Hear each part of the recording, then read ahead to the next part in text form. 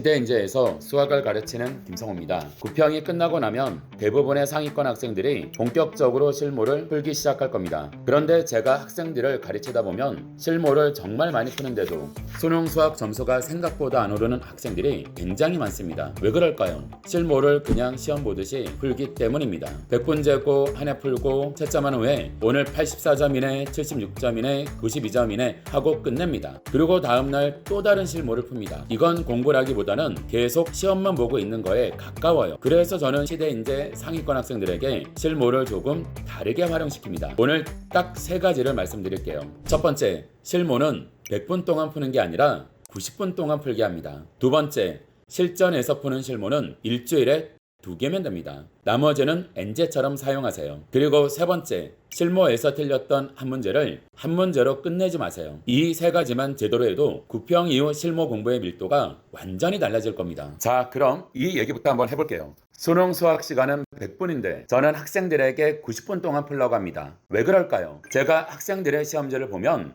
굉장히 많이 나오는 장면이 있어요. 예를 들어 22번을 읽습니다. 문제를 보고 조건을 해석해 보니까 이거 이렇게 풀면 좋겠는데 하고 생각이 하나 떠오릅니다. 막상 생각대로 계산해 보려니까 불안해져요. 이거 이렇게 끝까지 가다가 막히면 어떡하지? 그래서 2, 3분 생각하다가 넘깁니다. 근데 막상 시험 끝나고 보면 그 생각했던 방식대로 또 풀려요. 이런 경험이 있는 학생들 굉장히 많을 겁니다. 보통 이럴 때 학생들은 이렇게 얘기해요. 쌤, 시험장에서 생각은 났는데 끝까지 못 갔어요. 저는 이걸 단순히 실력의 문제라고 보지 않아요. 시간에 대한 불안 때문에 자기 풀이를 끝까지 밀고 나가지 못하는 겁니다. 수능에서 어려운 문제는 처음부터 정답으로 가는 길이 선명하게 보이는 경우가 많지 않아요. 어느 정도 가능성이 있는 길을 잡고 끝까지 밀고 나가봐야 답이 나옵니다. 그런데 학생들이 계속 이거 맞나? 시간 버리는 거 아닌가? 다른 문제를 먼저 풀어봐야 되나? 이렇게 고민하다 보면 풀이에 집중을 하지 못합니다. 그래서 저는 10분을 아예 없는 시간이라고 생각하게 합니다. 90분 안에서 시험을 운영하고 마지막 10분은 내가 한번 판단을 잘못해도 되는 시간으로 남겨두는 겁니다. 예를 들어 어떤 문제에서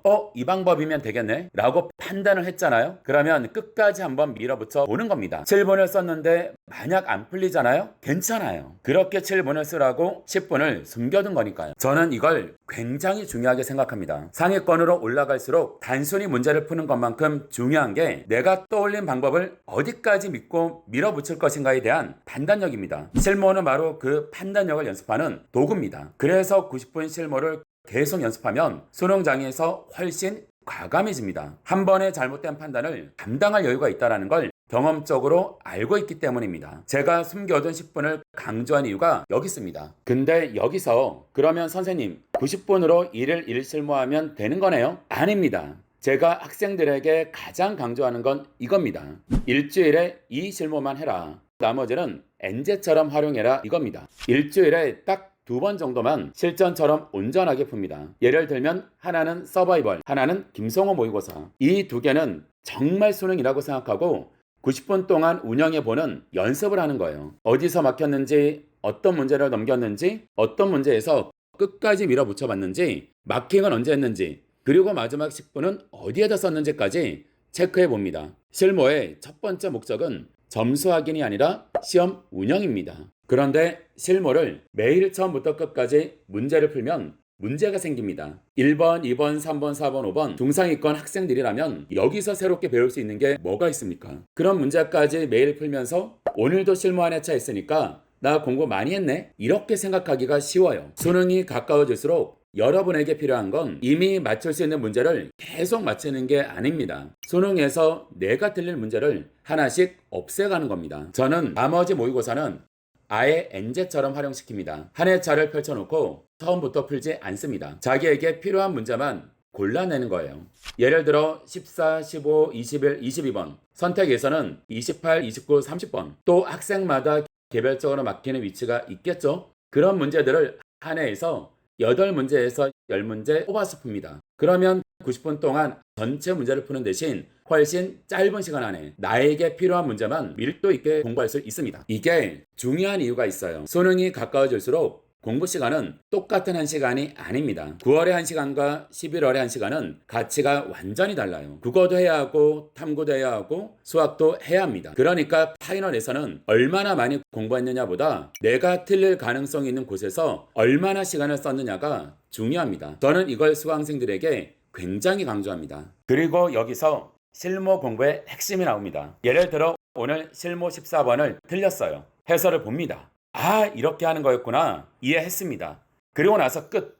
저는 이걸 복습이라고 생각하지 않습니다. 왜냐하면 다음 실무에서 비슷한 문제가 나왔을 때 또 틀리는 학생들이 많아요. 그건 오늘 문제의 풀이를 이해한 것이지 그 테마 자체를 온전히 자기 것으로 만든 게 아니기 때문입니다. 그래서 저는 하나를 틀리면 예전에 풀었던 엔제나 본교재를 다시 펼치게 합니다. 그리고 오늘 틀렸던 문제나 같은 테마 문제를 세 네 문제 같이 풀게 합니다. 예를 들어 14번을 틀렸다면 오늘 14번 하나를 공부하는 게 아니라 14번을 틀리게 만든 원인을 공부하게 되는 겁니다. 이 차이가 굉장히 큽니다.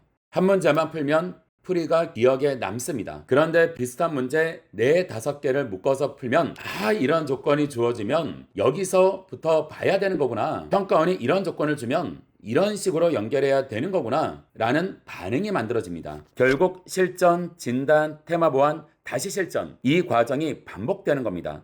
저는 이게 실무를 많이 푸는 것과 실무로 실력을 올리는 것의 차이라고 생각합니다. 여기까지 들으면 이런 생각이 들 수 있습니다. 선생님, 그러면 그냥 엔제 하나 더 풀면 되지 않습니까? 물론 좋은 엔제 많습니다. 그런데 제가 직접 문제를 제작해보면 정말 많은 시간과 비용을 들여 만든 고난도 문항들은 엔제보다는 모의고사의 핵심 번호에 배치되는 경우가 많습니다. 당연하게도 모의고사는 15, 21, 22, 28, 30번과 같은 몇 문항이 그 회차의 위상을 결정짓거든요. 저희 연구소도 똑같습니다. 문제 하나를 만들었다고 바로 쓰지 않습니다. 만들고 검토하고 수정하고 조금이라도 마음에 들지 않으면 저는 버립니다. 저희 연구소 기준으로 고난도 한 문항을 완성하는데 100만원 단위를 넘어가는 비용이 들어가는 경우도 허다하고 검토하고 폐기하는 문항까지 포함하면 한 해 제작비가 2천만원이 넘는 경우도 많습니다. 결국 잘 만든 모의고사의 핵심 번호에는 그 제작팀이 가진 가장 좋은 아이디어가 들어갈 가능성이 높습니다. 그래서 이미 엔제를 충분히 공부한 상위권 학생이라면 새로운 엔제 한 권을 처음부터 끝까지 푸는 것보다 좋은 모의고사 여러 개에서 좋은 문제만 뽑아서 나만의 엔제를 만드는 게 훨씬 효율적입니다. 그런데 전제가 있습니다.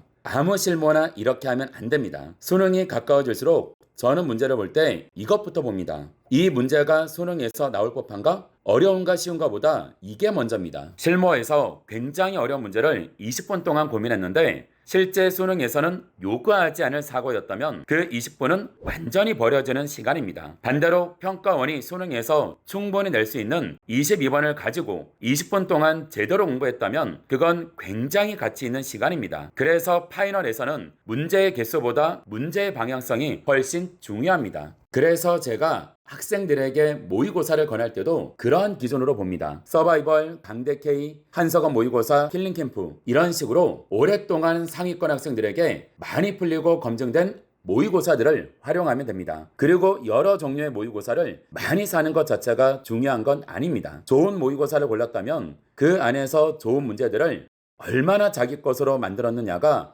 훨씬 중요합니다. 이제 마지막으로 제 모의고사 이야기를 하겠습니다. 사실 제가 학생들에게 실무 활용을 강조하는 이유가 있습니다. 저 역시 모의고사를 직접 만드는 사람이기 때문입니다. 제가 문제를 만들 때 계속 보는 건 3가지입니다. 첫째, 수능에서 나올 법한가? 둘째, 학생들이 풀 가치가 있는가? 셋째, 틀렸을 때 남는 게 있는가? 단순히 어렵게 만들려고 하지 않습니다. 저는 학생이 제 모의고사 21, 22, 30번을 틀렸더라도 그 문제를 제대로 공부하고 나면 다음 평가원 문제를 바라보는 눈이 조금은 달라져 있어야 된다고 생각합니다. 그래서 한 문제를 만드는데 많은 시간을 쓰고 검토하고 조금이라도 만족스럽지 않으면 버립니다. 결국 제가 오늘 말씀드린 실무활용법과 제가 모의고사를 만드는 기준은 같습니다. 학생들의 100분은 굉장히 소중한 시간이기 때문입니다. 그 소중한 100분을 쓸 가치가 있는 시험지를 만들려고 합니다. 김성호 모의고사가 궁금한 분들을 위해